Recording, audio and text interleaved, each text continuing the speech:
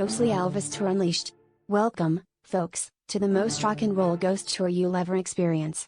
Our spectral guide for the day is none other than the ghost of an Elvis impersonator who never quite left Graceland. Floating just above the shag carpet, he's ready to share some groovy gems about the king's life. As we move past the jungle room, where Elvis once pondered the mysteries of life in a Hawaiian shirt, our guide tells us that Elvis not only loved peanut butter and banana sandwiches but also had a penchant for squirrel-shaped slipper socks.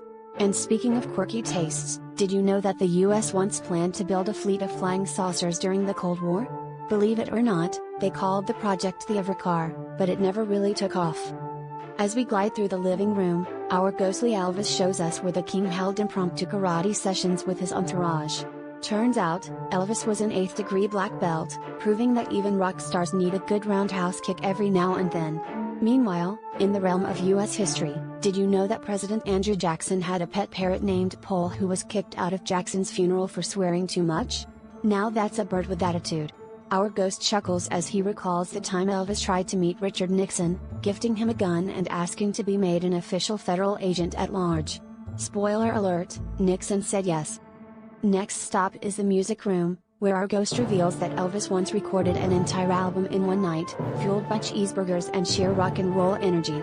Speaking of record-breaking feats, did you know that the US flag was designed by a high school student in 1958?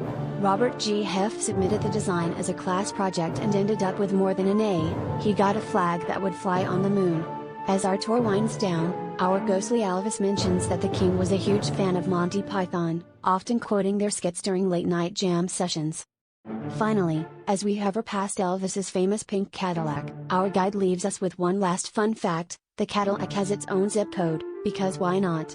Meanwhile, over in the quirky world of US culture, did you know that in 1893, an amendment was proposed to rename the country the United States of Earth? Now that's some out-of-this-world thinking. So, there you have it, folks, a whirlwind tour of Graceland with a spectral twist, packed with rock and roll, random history, and a sprinkle of the bizarre.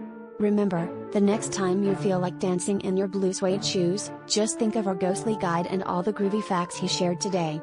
Thank you very much.